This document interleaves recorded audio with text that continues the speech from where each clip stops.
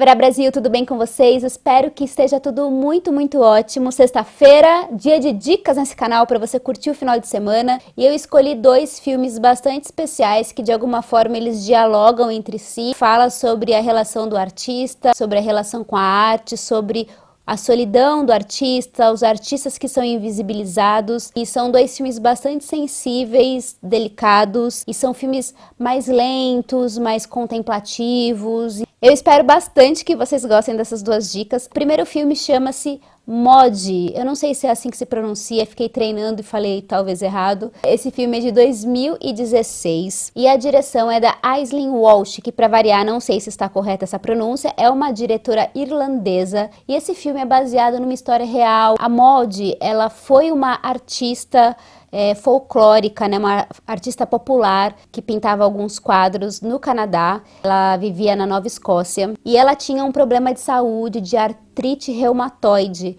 e fazia com que ela andasse de maneira mais corcunda, ela tinha dificuldade de segurar as coisas, enfim, ela foi cada vez ficando mais afetada por essa artrite e ela não era uma pessoa que tinham os padrões de beleza sociais, né? Então ela era bastante renegada por isso. Ela era de uma família bastante pobre, passou grande parte da vida dela na pobreza, até que uma certa altura ela é reconhecida, né, como uma artista popular.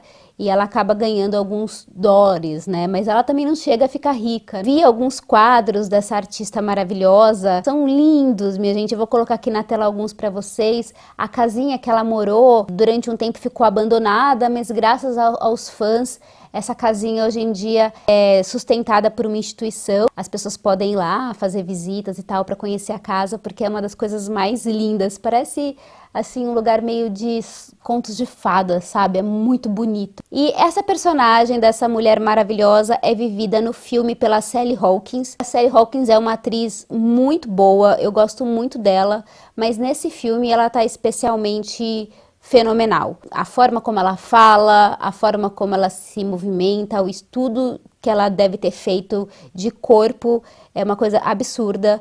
E eu gosto muito quando os atores eles têm que fazer essa pesquisa mais aprofundada de gestos, de voz, de como que vai se movimentar em cena, porque tá num corpo que é totalmente diferente do ator, né? É maravilhosa a pesquisa. E ela também contracena com o marido dela, né? Que na época era o Ivy Lewis.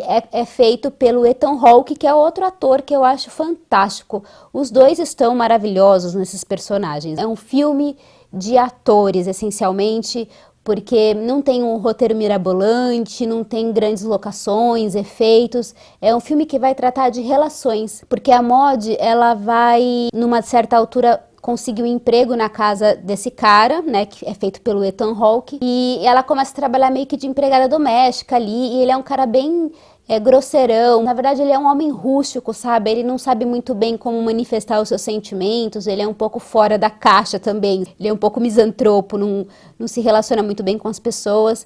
E a certa altura eles acabam se envolvendo emocionalmente. Não vou contar muita coisa para não estragar a experiência de quem vai assistir, mas o fato é que ela sempre teve esse hábito de pintar. E quando ela vai trabalhar na casa desse cara, ela começa a desenvolver melhor esse lance da pintura e ela acaba ficando conhecida por isso. O outro filme que eu quero falar para vocês e recomendar muito fortemente é um filme chamado Ninguém Sabe Que Eu Estou Aqui, que é um drama chileno, é o primeiro longa de um diretor chamado Gaspar Antillo. Ai, será que é assim que se fala o nome dele? Nesse filme a gente tem um protagonista chamado Memo, e ele é feito por um ator chamado Jorge Garcia. Gente, que ator fantástico, maravilhoso. E o Memo, quando ele era criança, sofreu muitos abusos e bullying, porque ele era uma criança extremamente talentosa, com uma voz divina, ele cantava divinamente bem, só que ele era gordo. Ele não tinha os padrões estéticos, né, pra bombar na televisão e tal. E aí o pai dele acaba meio que vendendo ele pros leões, né?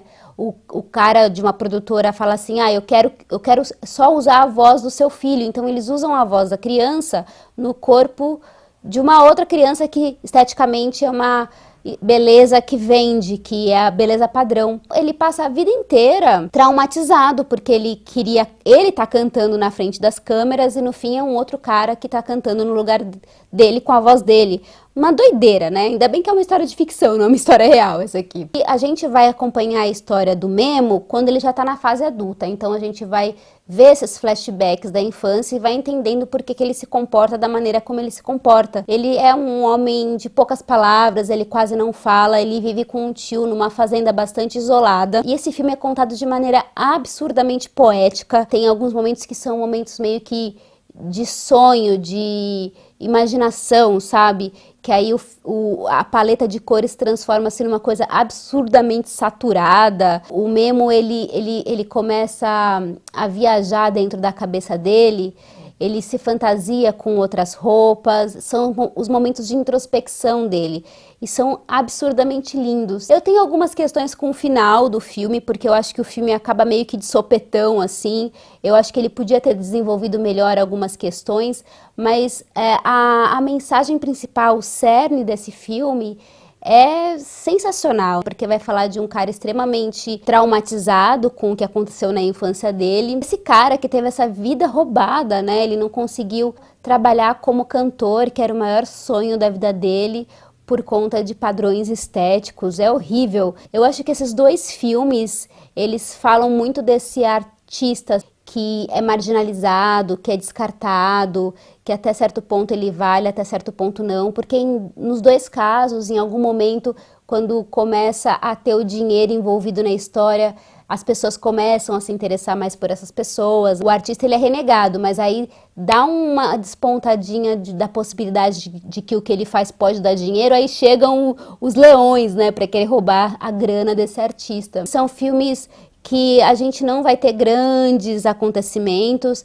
são filmes de atores mesmo, sabe? Das relações, dos diálogos, dos silêncios. A gente vai discutir em ambos os filmes a questão de como a aparência é importante e relevante para essas pessoas terem sucesso ou não nas suas vidas. Todos os traumas que essa sociedade causa numa pessoa que está totalmente fora dos padrões. Não são filmes leves, mas são filmes que vão fazer a gente refletir sobre a questão da arte, do capital quando envolve a arte, a questão da solidão do artista, a invisibilidade dos artistas. Assistam, por favor, e me contem se vocês já viram algum desses dois filmes. E se vocês pretendem assistir, me contem depois o que vocês acharam. Tá bom, gente? Um ótimo final de semana para vocês. E a gente se vê na próxima sexta-feira com mais dicas de filmes. Tá bem? Tchau!